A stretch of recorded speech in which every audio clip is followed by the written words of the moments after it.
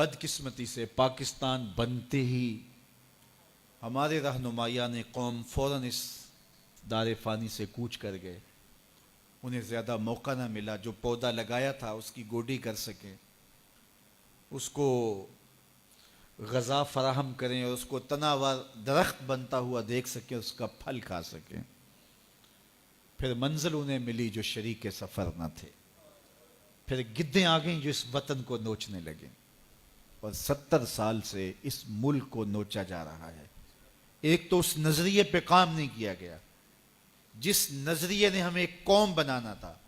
ہمارے دیہاتوں میں آج بھی چودھری اور کمی کی تقسیم موجود ہے، اور ہمارے شہروں میں آج بھی سرمایہ دار اور غریب کے درمیان فرق حائل ہے۔ آج بھی گورے اور کالے کی تقسیم یہاں پائی جاتی ہے۔ اسلام تو اسے ختم کرنے آیا تھا، اسلام تو اسے مٹانے آیا تھا۔ حضرت ابو ذر رضی اللہ تعالی عنہ نے ایک دفعہ حضرت بلال کو جو ہے وہ کالی ماں کا بیٹا کہہ دیا تھا۔ اللہ اکبر! تو وہ روتے ہوئے حضور کے پاس آئے، کہا جب سے اسلام لایا ہوں کبھی اتنا دکھی نہیں ہوا۔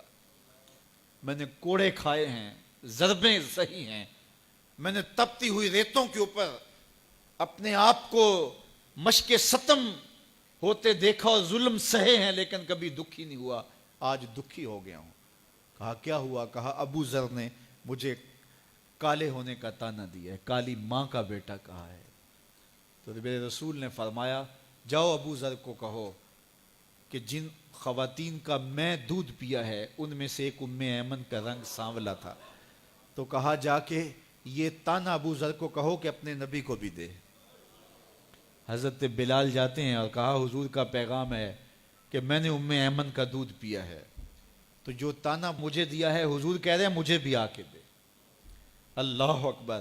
اب وہ ابو ذر بلال حبشی کے آگے ہاتھ جوڑ رہے ہیں کہ بلال تو مجھے معاف کر دے، تو مجھے معاف کر دے۔ اللہ اکبر! یہ اسلام کا دیا ہوا فیضان تھا۔ ہم گروہوں میں بٹ گئے، ہم فرقوں میں بٹ گئے، چھوڑ کے آپ کا دامن رحمت آقا ہم سے بھول ہوئی، کھو دی اپنی قدر و قیمت آقا ہم سے بھول ہوئی، دیکھ ہماری آنکھ مچولی اپنے سینے اپنی گولی، بھول گئے ہم درس اخوت آقا ہم سے بھول ہوئی، بن گئے سیموں زر کے بندے تن کے اجلے من کے گندے، لٹ گئی ہم سے فقر کی دولت آقا ہم سے بھول ہوئی، دنیا کے ٹھکرائے ہوئے ہیں تیرے در پہ آئے ہوئے ہیں، کھول دے اپنا باب رحمت آقا ہم سے بھول ہوئی۔ ہم سے بھول ہو گئی اور ہم نے ایک قوم بننا تھا، دنیا کے سامنے اسلام کا ایک روشن نقشہ پیش کرنا تھا، اس وطن کو تجربہ گاہ بنانا تھا اسلام کی، اور دنیا کو بتانا تھا کہ یہ اسلام کا روپ ہے۔ لیکن ہم ایک ہجوم بن کے رہ گئے، ہجوم بھی بے ہنگم آوارہ۔ ہم ایک قوم نہ بن سکے، ایک جسد واحد نہ بن سکے، ہم اسلام کے اس نظریے کا عملی نمونہ نہ بن سکے۔ ہزاروں لاکھوں لوگوں نے جس وطن کو حاصل کرنے کے لیے قربانیاں دی تھیں، لوگوں نے گھر بار چھوڑے تھے، کوئی اتنا آسان کام نہیں تھا وطن چھوڑ کے آنا، لیکن بدقسمتی سے آج ہم جہاں کھڑے ہیں، جو ہماری حالت ہے، بن گئے تن کے نشیمن کے قفس کی تیلیاں، بن گیا کیا چلے تھے ہم کیا بنانے کے لیے۔